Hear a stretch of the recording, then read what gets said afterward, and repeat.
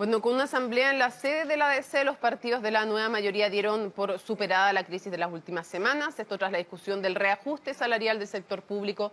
Para profundizar al respecto, vamos a conversar con Gonzalo Navarrete, presidente del PPD. Muchísimas gracias por acompañarnos. Y lo primero que quiero preguntarle es, ¿le pidieron disculpas al Partido Comunista? ¿Qué tal, Mónica? Mucho gusto, buenas tardes. Mira, lo que hubo en realidad en la mañana es aclarar bien cuál fue la situación que produjo este desencuentro y que finalmente tiene que ver con una mirada de que nosotros teníamos un acuerdo en torno a un tema bien estructural que desgraciadamente no ha sido bien explicado. En la discusión del presupuesto había que tomar una decisión en torno a lo que le había pedido a los partidos de la nueva mayoría era que el presupuesto incorporara un reajuste importante en el tema de las pensiones básicas solidarias, que era un 10%, que eso equivalía a un 1% de lo que era el reajuste de los trabajadores del sector público, y por lo tanto en esa medida es que estuvimos conteste en discutir el tema del 3.2. Posteriormente, en el debate interno... Señor Navarrete, ¿sí? Es que todo eso... con todo respeto, toda esa parte ya la sabemos. Lo que le estoy preguntando es si para superar las diferencias que hubo en toda esa historia, quiero saber si fue necesario pedirle disculpas al Partido Comunista porque se habló de que había que cuidar las formas. Quiero saber quién no cuidó las formas y si le pidieron derechamente. Puede ser que la respuesta sea no. Solo le pregunto si le pidieron disculpas al Partido Comunista. Mira, no hubo necesidad de pedirle disculpas a nadie porque lo que hubo fue un análisis muy profundo de cómo habíamos llegado a una situación que finalmente la gente entendió que había una disputa entre la DC y el PC, que no era así, y que lo que hubo es una revisión de las formas en todos nosotros, y que todos reconocimos que había problemas de forma, problemas de estructura, y que lo que era importante era, nadie estaba pensando en que alguien de la coalición se tenía que ir, nadie estaba pensando en que la coalición no debiera continuar, y que los problemas que teníamos no habían sido estrictamente del gobierno, nosotros éramos parte de los problemas y los teníamos que resolver. Por lo tanto, esto no era una petición de disculpa ni una petición de cuentas. Okay. Esto fue un acuerdo de que tenemos un problema que tenemos que superar. Ok, vamos al tema del gabinete. Usted dijo que probablemente no cumplía con las expectativas. Quiero saber cuáles eran sus expectativas, dado que este cambio no las cumplió, para luego preguntarles del futuro. Pero, ¿por qué no cumplió con sus expectativas? ¿Cuáles eran? No, perdón, yo no he dicho que nosotros no cumplíamos las expectativas. Perdón, señor Navarrete. Señor Navarrete, sus palabras textuales citadas en 3 medios de comunicación, y tengo también el audio, es que probablemente no cumplía con las expectativas.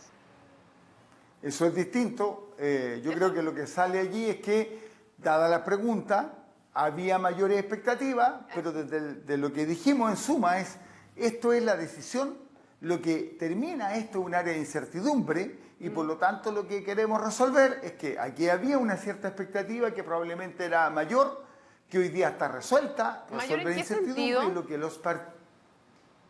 En que probablemente en áreas de tipo de gestión o que en áreas de lo político había mucho ruido, pero que había habido todo tipo de rumores, que alguien se hizo expectativa, pero finalmente eso es tema del pasado, es tema de lo que más bien tiene que ver con los comentaristas de la política.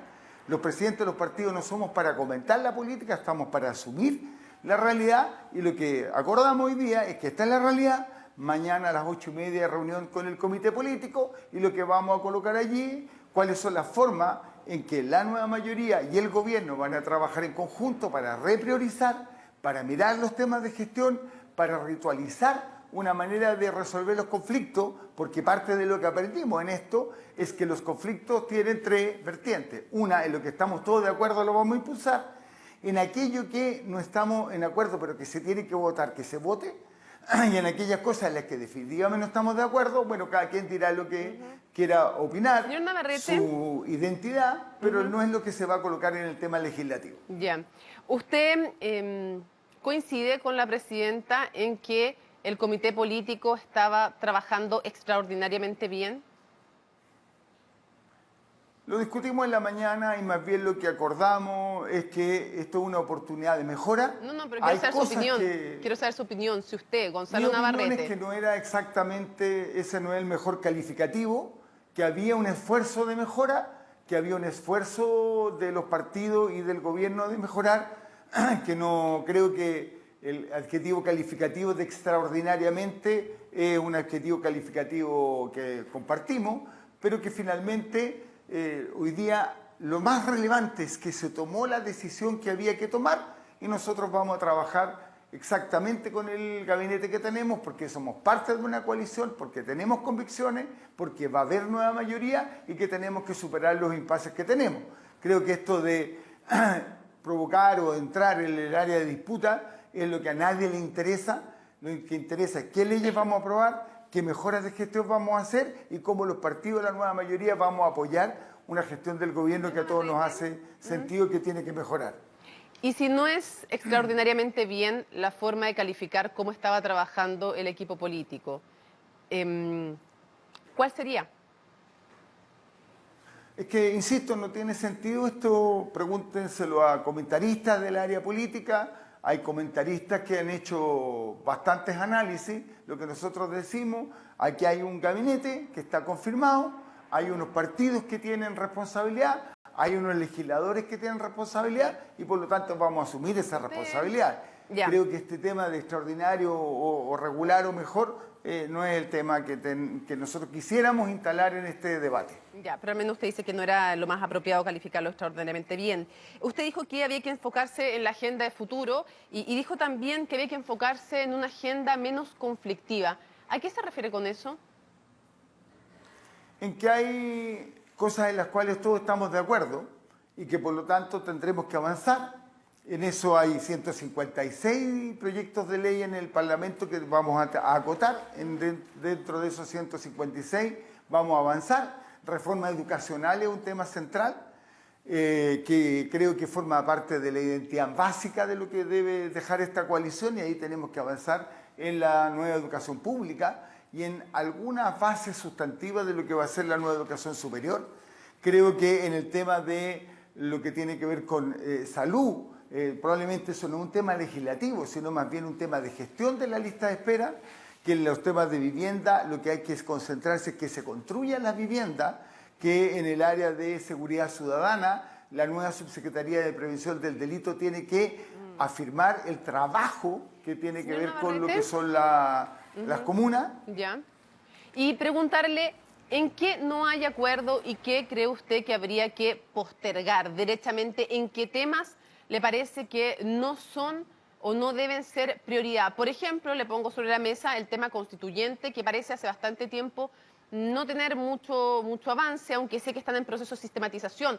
No sé si ese es uno de los temas que usted cree que hay que dejar un poco de lado o más en la retaguardia. ¿Qué temas en concreto? Me gustaría que le dijera a la gente, ¿cree usted que pueden esperar en pro de estos otros que usted ha nombrado que debieran ir primero? Mira, para hacer derecho hay 3 temas que tenemos que resolver. Aborto, descentralización y lo que tú mencionabas de constitución. En aborto probablemente no va a haber acuerdo de todos los partidos de la nueva mayoría, pero nosotros estamos convencidos de que eso se tiene que votar. Ya estamos en época de votar y por lo tanto cada quien podrá allí tener la legítima diferencia que corresponde. En descentralización, todos estamos de acuerdo de que debe avanzarse con la reforma constitucional que permita que esto se dé. Hay una diferencia de cuánto es la elección y de cuáles son las competencias que deben tener estos nuevos gobernadores regionales, a lo cual tenemos que avanzar al mayor acuerdo que sea posible. Y con respecto a los temas constitucionales, creo que el punto que tenemos que avanzar es hasta dónde este gobierno va a dejar preparado o el modo en que se va a reformar la Constitución o un principio de contenidos. Eso, que son 3 prioridades que a nosotros nos parecen centrales, no es que hoy día tengamos la resolución, sino que tenemos que avanzar en uno para votar, en lo segundo para definir fecha y competencia y en lo tercero cuál es lo que la nueva mayoría va a dejar instalado para que el próximo Congreso resuelva mecanismos o tenga ya puesto el mecanismo si es que logramos acuerdo y que sean los contenidos los que se puedan discutir en la elección presidencial. Ese tipo de cosas, es ser algunas que... Sí, quiero llevarlo a otros temas porque se nos va a acabar el tiempo. Carolina Goich habló respecto de Giorgio Jackson, dijo que hubiera esperado un diputado que respaldara la gestión, que no lo tuvieron, y que había sido el diputado que la nueva mayoría había elegido y al cual había respaldado. Un caso en que hubo una omisión de la nueva mayoría. Giorgio Jackson respondió que a él lo había elegido no la nueva mayoría, que lo habían elegido los vecinos. Entonces, en concreto, quiero saber si en una próxima elección ustedes están disponibles para omitirse de nuevo en favor de Giorgio Jackson, o ustedes presentan sí o sí como nueva mayoría un candidato que le compita a Giorgio Jackson en Santiago. Bueno, fue Carolina Toá la que mencionó eso. Perdón, Carolina Toá, tiene toda la razón. Carolina Sí. Toá. Pero mira, lo que uno tiene que aprender es que cuando uno instala una coalición, está atrás de un proyecto. Y cuando coalición y proyecto se diferencian, nos pasa lo que nos pasó con Revolución Democrática, en que legítimamente se hizo un esfuerzo en que una fuerza como Revolución Democrática formara parte de un proyecto que a muy poco andar ellos tomaron camino propio. Por lo tanto, una primaria vinculante para tener el presidente y una lista parlamentaria que tenga coherencia es parte de lo necesario. Si Revolución Democrática u otro movimiento quiere ser parte de la primaria y quiere ser parte de una plantilla parlamentaria con compromiso de instalación de un gobierno en adelante y responsabilidad sobre eso, nosotros estamos disponibles. Pero lo que ocurrió aquí es que Revolución Democrática no participó del debate presidencial, que dijo que quería un programa y que a poco andar hizo camino propio. Eso no nos puede volver a pasar y que por lo tanto hay que pedir definiciones un poquito más específicas, y hay hoy día un partido político que se llama Revolución Democrática que tendrá que responder frente a la ciudadanía. Nunca fueron parte de la nueva mayoría ni pretendieron serlo en todo caso. Pero cuando tú formas parte de una lista parlamentaria que apoya un programa y que apoya una presidenta, todos entendemos que eso... ¿Perdona? Ellos no fueron parte de la lista parlamentaria, ustedes se omitieron en favor de ellos. Claro, pero cuando hay pactos por omisión, uno entiende que está haciendo un pacto con un partido que va a responder frente a una línea política. Y si no, esto es que cada quien ocupa el espacio que le sirve para después hacer camino propio. Eso, ¿ustedes se sienten como engañados entonces por Giorgio Jackson? ¿Sienten que los engañaron? O sea, yo creo que Giorgio Jackson fue... probablemente ahí no tenía partido y era una figura emergente, pero en la medida que ellos se consolidan como partido y que por lo tanto ya no negocia con una persona que es una figura, sino que más bien negocia con un partido que tiene un programa, hoy día eso es mucho más claro. No, pero mi pregunta más como es... figura que como una... ¿Perdona? Sí, mi pregunta es si en algún minuto Giorgio Jackson comprometió su apoyo para un proyecto de coalición, porque eso nunca lo escuchamos públicamente, entonces quiero saber si en privado lo comprometió y si ustedes se sienten entonces engañados por él o no. No, somos todos bastante grandes como para sentirse engañados o no, pero seamos claros, Giorgio Jackson participó en una coalición, tuvo funcionarios importantes en el diseño de la reforma educacional, parte importante del diseño de nueva educación pública y del proyecto de educación superior. Hubo gente de Revolución Democrática, ellos forman parte de lo que fue el diseño conceptual y operativo, y que ese diseño conceptual y operativo que se compró el ministerio y que el gobierno lo hizo suyo, cuando no opera, ellos se van. Creo que ese tipo de cosas no debieran corresponder cuando uno compromete un movimiento o un partido en un proyecto político. Entonces, para entenderlo bien, si es que Giorgio Jackson quisiera, o su partido, que lo respaldara la nueva mayoría o que se omitiera la nueva mayoría, cosa que nunca ha manifestado en todo caso, tendría que ser dentro de una lista parlamentaria y apoyando al candidato presidencial de la nueva mayoría. O sea, eso es lo lógico. Si uno participa en un espacio político, entonces se compromete con un proyecto, con una coalición y con un programa. Yo creo que la diferencia hoy día a esa época es que hoy día Revolución Democrática es un partido político y por lo tanto sus compromisos son un poco más estables. Esto no es un motivo de pelea, es un proceso político en donde había más bien una persona que tenía un movimiento, hoy día hay un partido y hay una persona que lo representa, y por lo tanto las negociaciones son mucho más claras, mucho más explícitas y mucho más comprometedoras. ¿Y la nueva mayoría va a llevar sí o sí candidato propio en Santiago? Es lógico que sí, nosotros en todos los distritos tendremos que tener candidatos. Depende cuál sea el pacto, si vamos en una lista única o en 2 o 3 listas. Lo que hay es partidos políticos que tienen propuestas de responsabilidad que tienen que responder frente a la ciudadanía. No se van a omitir. Sí vamos a llevar en todo... No nos vamos a omitir. No tiene ningún sentido hoy día omitirse. Y para cerrar, una duda que me queda en toda esta discusión que ha habido sobre el expresidente Sebastián Piñera respecto del tema de que el fideicomiso ciego solo funcionaba, el que él hizo, para las inversiones nacionales y no extranjeras. Algo que hay que reconocerle que él lo hizo cuando ni siquiera existía una ley de fideicomiso ciego, pero lo hizo solo respecto de las inversiones en Chile. La nueva ley de fideicomiso ciego, señor Navarrete, que fue aprobada por el Parlamento, uno podría decir que también es un fideicomiso tuerto porque solo exige poner en fideicomiso ciego las inversiones nacionales y no las extranjeras. Solo se obliga a declarar los intereses, tanto en Chile como en el extranjero, pero solo poner bajo administración lo que esté en el país. Entonces uno se pregunta por qué el Parlamento aprobó una ley que solo contemplaba fideicomiso ciego para lo nacional, si es un error y si hay que cambiarlo. Mira, lo primero es que la separación entre dinero, política y negocio es algo que hemos aprendido durante este último tiempo, que tiene parte del desapego de la ciudadanía, es que no estaba suficientemente claro. La nueva mayoría pagó un costo relevante al no dejar claro que esa separación entre los partidos y el dinero tenía que hacerse. Parte importante de la abstención se explica por eso. Y en el lado de la derecha, que no ha tenido sanción, yo creo que lo esencial es que la derecha asuma que la separación entre dinero y política también es un tema de un valor público, nacional, y que tiene que ser respetado y que tiene que ser profundizado.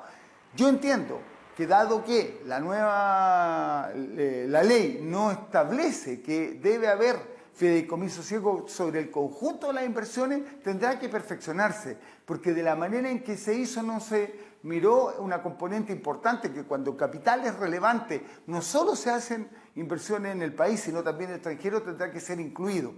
Pero lo relevante aquí es, no podemos justificar algo que le ha hecho tanto daño a la política. La nueva mayoría ya pagó sus costos y Chile Vamos debe exigir que la separación entre dinero y política sea nítida, que no se puede seguir defendiendo esta connivencia entre inversiones y que yo hago que, mira, si bien es cierto, no es menos cierto, que las vírgenes no son tan vírgenes, que hoy día no. Hay separación neta entre uno y otro, que no tiene que ver con la defensa legítima de los intereses nacionales, porque yo creo que lo que hizo el canciller Muñoz y Van Claver es separar. Una cosa es que el presidente Piñera haya tenido o no defensa de los intereses nacionales, que sí creo que lo hizo. Otra cosa distinta es que separación de dinero y política es para todos, incluyendo para los que tienen mucho dinero para invertir, porque buena parte de los chilenos, en realidad, sobre si esto es inversión extranjera o inversión nacional, le da lo mismo. Finalmente, lo que no puede haber es intereses cruzados, y si eso requiere un cambio de la ley, que se haga y que se haga luego. Transversalmente se tiene que entender esa separación entre el dinero y la política, transversalmente, incluso a nivel estatal, porque hasta Codelco tenía una empresa en paraísos fiscales, así que transversalmente es importante abordar ese tema. Señor Navarrete, muchísimas gracias por habernos acompañado en CNN Chile. Vamos a seguir conversando en el futuro. Que esté muy bien, buenas noches. Ok, muchas gracias por su tiempo.